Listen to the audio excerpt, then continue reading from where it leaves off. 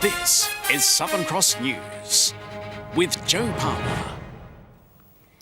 Good evening, everyone. There have been heated scenes on day one of Susan Neal Frasers' last-ditch appeal against a conviction for murdering her partner, Bob Chappell. A key witness told the Supreme Court she was pressured into making a false statement and angrily denied she knew what happened on Mr Chappell's yacht in 2009. Supporters and family in court for the last-ditch appeal. Do you have any comments, Sarah, today? No, not today, thank you. Susan Neal Frasers' lawyers using new appeal laws, arguing fresh and compelling evidence cast doubt on her conviction. Bob Chappell disappeared from the couple's yacht off Sandy Bay on Australia Day 2009. No body was found, but Neal Fraser was found guilty over her partner's death in a 2010 trial. A then 15-year-old homeless girl whose DNA was found on the yacht returned to give evidence. Megan Vass told the court she was pressured to sign a declaration which said she was on the yacht that night with people who she will not name. Today she told the court, "I was threatened to be put in the boot of a car. It is false." She said, "I went as far as hypnotherapy. I can't remember what happened." She denied being on the boat. Forensic science expert Maxwell Jones gave evidence about the DNA sample linked to Megan Vass. He said given the strong result, it would indicate a primary transfer of biological material, although he couldn't rule out a secondary transfer. The court also heard from Stephen John Gleeson, a man who's currently serving jail time for an unrelated crime. He told the court he believes a man on a nearby yacht committed this murder and several others. Mr Gleeson said he also saw two young people in the area on the night in question who had talked about breaking into yachts. As prosecutors challenged him on his evidence, Mr Gleeson admitted he lied to police. He also claimed at the time of the murder he was working for domestic spy agency ASIO to draw out corrupt police and bikies operating in Sandy Bay. The case continues tomorrow. Michael Breen, Southern Cross News. Two men remain on the run tonight after breaking in and ransacking a butchery in Exeter. Police say it was one of three businesses targeted in the street overnight that are now being investigated. This is how it's believed the offenders got inside, smashing their way through the back door, ripping it off the frame. CCTV then captures the offenders walking through Nigel's Butchery on Tamar. They search around the back room before making their way into the front, where they ransack the cupboards, throwing the contents onto the ground. It shakes up a bit, so you sort of, you work long hours and, to build business up and stuff like that, and then, someone comes along and does that to you. A $1,500 FPOS machine, iPad and phone router, just some of the items taken in the robbery dash. Security cameras, what we had there, they stole those and stole boxes that, Wi-Fi that works off, so all that's stolen as well. So, so there's a fair bit of loss and damage to be done, but yeah. Police say the IGA and hardware store next door were also targeted. The CCTV has been uploaded to social media in the hope someone will recognise the bandits, who were both dressed in dark pants with dark hoodies. The team today all hands on deck, cleaning up the damage and trying to return to business as usual. We're sort of behind in work and obviously lost money stuff, but no one got hurt and injured, so that's, it's always a bonus. Anyone who may have seen a red sedan with a spoiler in the area this morning is urged to contact Crime Stoppers. Jessica Moran, Southern Cross News. Brooks High School was forced into lockdown today following an incident which involved a student physically targeting another. Police were called to the school after staff intervened. The incident was resolved and there will be no further impact on the school's operation. The Department of Education says students and staff will continue to be supported. Is mounting on the state government to move on political donation reforms as the 2018 election looms.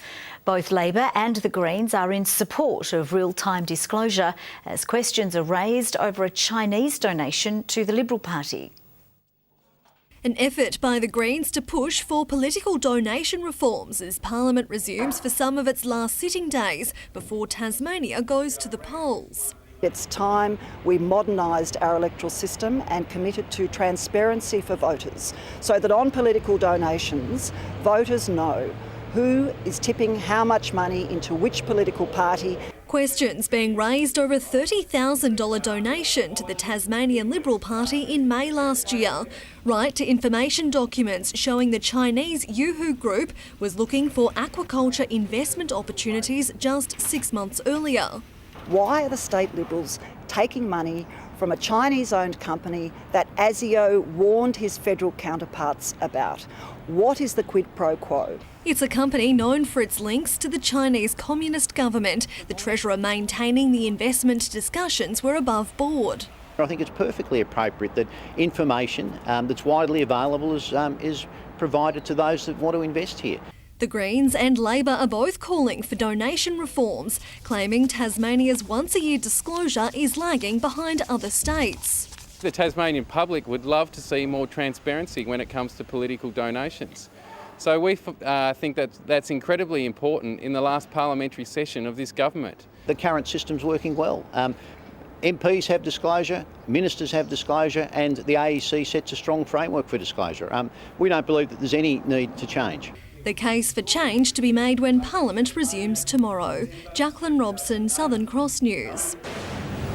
The Tasmanian Liberal Party is being accused of ageism following a social media post targeting the independent candidate for Pembroke, Doug Chipman. The party released a statement commenting specifically on the candidate's age as a barrier to his suitability for the job. People can contribute from all ages. It's a matter of how fit, healthy and capable they are, and that applies with all parties. The state government has defended the campaign, promoting its candidate, James Walker. It's a very good offer to the people of Pembroke. And to put facts out there about others that are standing against you, I don't think is particularly onerous. The Pembroke electorate goes to the polls this Saturday. Tasmania Police has expressed its disappointment following a deliberately lit fire at Stieglitz near St Helens yesterday. It comes as crews continue to battle a 7,500 hectare blaze which started nearly a fortnight ago at Argonaut Road. Police say it's alarming that people will put further lives at risk and stretch already committed firefighting resources. The blaze was first reported at around 1:30 p.m. and took local crews 2 hours to control with the help of a water-bombing helicopter. Anyone with information is urged to contact Crime Stoppers. The final piece of the puzzle to future-proof Launceston from floods will begin to be constructed this week. A $780,000 levee will be built around Newsted. The infrastructure is set to protect hundreds of residents and buildings. This is the site where the Newsted flood levee will rise from. But unlike many other barricade-like levees, happily you won't see much of it because it's an undulation on the grasslands here. The Launceston Flood Authority has been campaigning for the Newsted levee since Mother Nature's destruction on the suburb last June. Water broke the banks of the North Esk River, ripping down fences and inundating properties. The 2016 flood was very severe. It was a 1 in 350 year flood, and it came as a bit of a shock because the South Esk is generally the very scary one. I was here at the time of the flood, and I know there were people who were distraught, people who were upset, wondering what was happening, and they had to move out of their homes, and for quite some time. The new $780,000 levee will span around 700 metres. Most will be made of earth, but floodgates and a concrete levee will also be built near Hobblers Bridge Netball Centre. We need to be prepared, and this is why I'm excited that the Flood Authority has been able to work to get this to this stage and looking forward to the completion. The City Council will fund most of the project, the federal government also chipping in $250,000. It's hard to imagine how it must be losing everything that you have, and so the federal government was very keen to provide money towards this. Work will be carried out by Baker Building and Civil Contracting. The levee is expected to be completed in time for next winter. Monika Dadson, Southern Cross News. One of Tasmania's newest tourism ventures has been named by Lonely Planet in the top 3 best new place to stay in 2018. Thousand Lakes Lodge near Lake Augusta in the Central Highlands claimed third position behind the Silo Hotel in South Africa and the Floating Capsule Hotel in Japan. The 9-room lodge is owned and operated by former V8 supercar and NASCAR racer Marcus Ambrose and was selected due to its picturesque location in World Heritage Wilderness. We love our product, we love our area. We're really proud to be up there in that space. We're in Tasmania's wilderness, and Tasmania has some of the most accessible remote wilderness anywhere in the world. And when you're up at our lodge, it really does feel like you're in the middle of nowhere. Thousand Lakes has hosted more than 1,500 guests since opening last year and was the only Australian destination to make the cut. A new heritage passenger rail between Glenorchy and Berrydale is expected to be up and running by summer. The Tasmanian Transport Museum is full steam ahead on plans to revitalise the 5 kilometres of non-operational lines. We've been looking at that track for 3.5 years. We knew it was in good condition. It was just waiting to be used, and we approached the minister and he was all for it.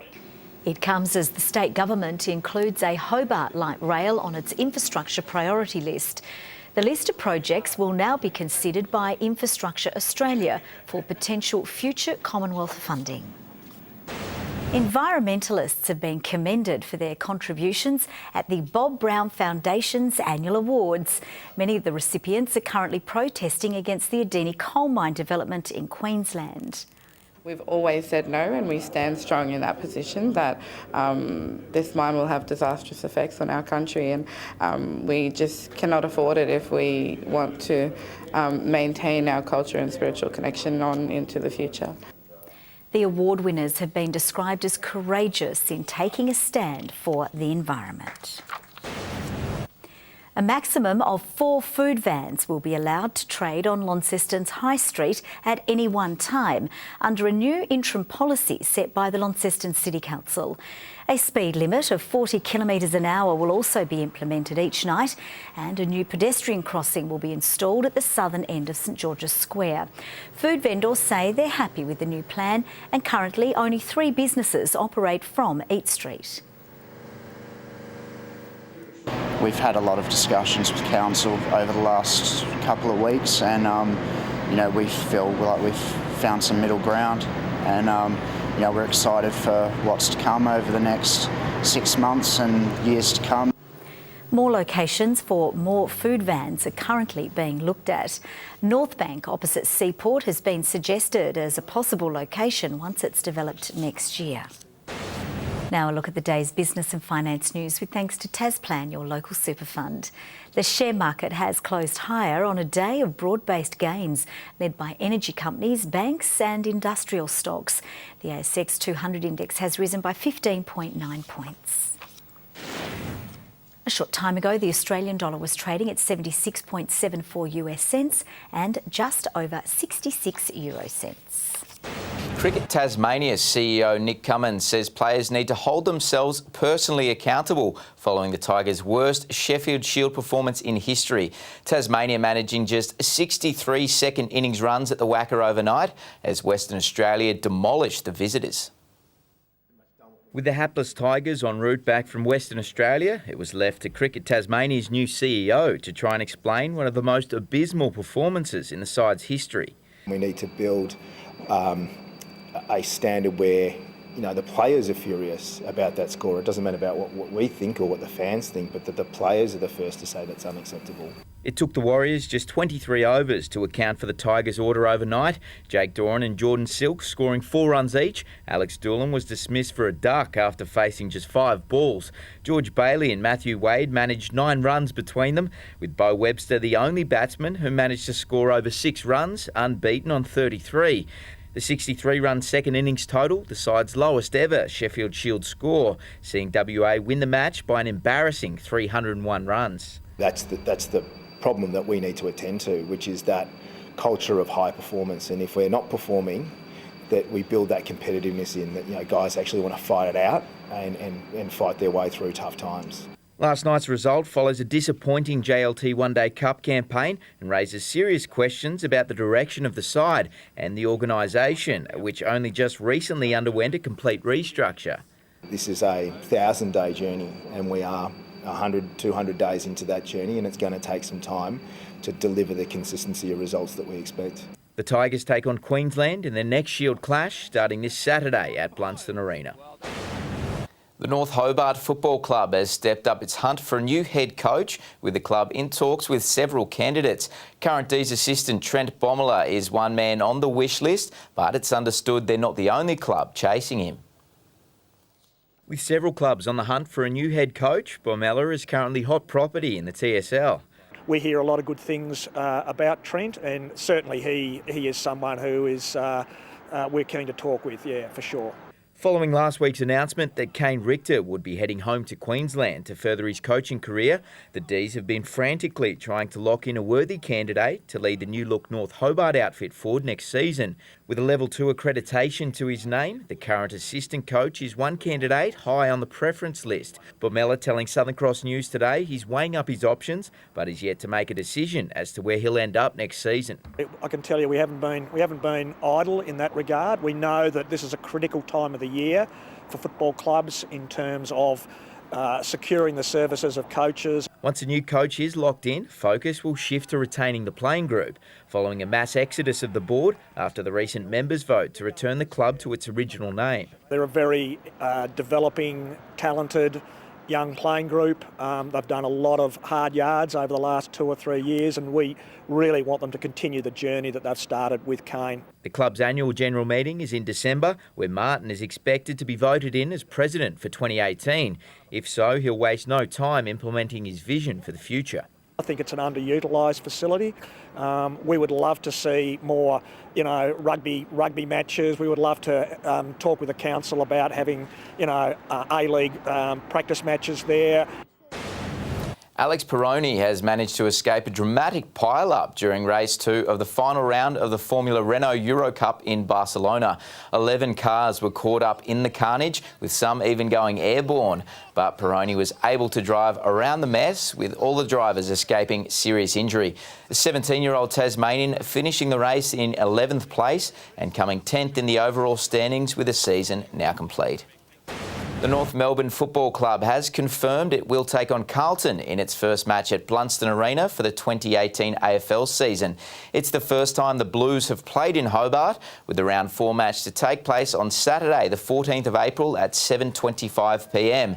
The AFL ensuring the north of the state won't miss out on Saturday night footy either, with Hawthorn confirming today it will play St Kilda in the club's first ever night home and away game at UTAS Stadium in round 6.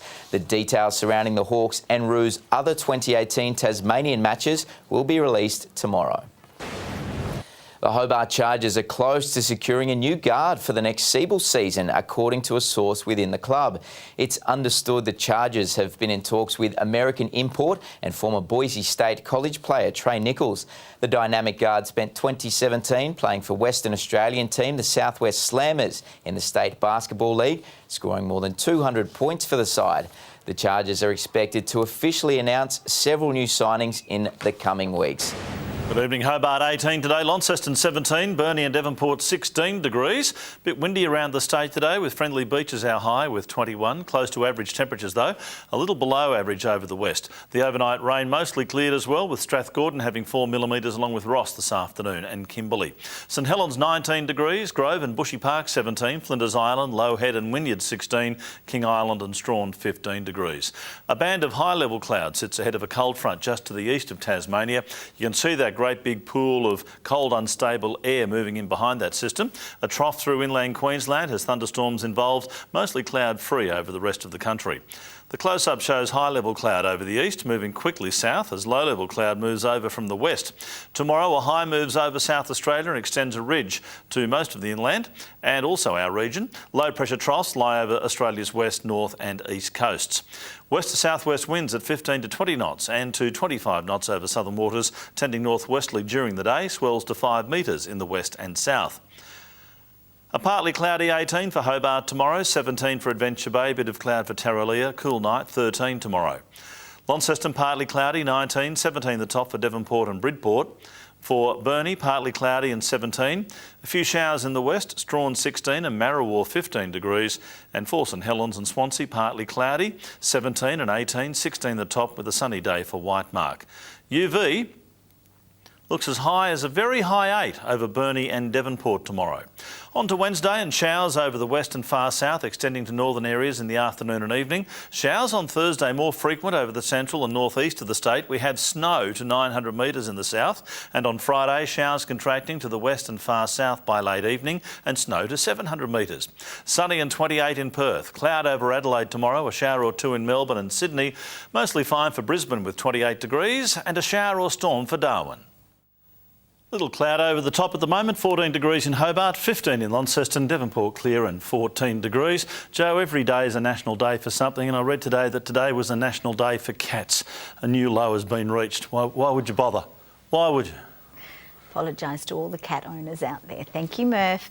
That's all from the news team for now. We will see you, of course, throughout the evening. Bye-bye.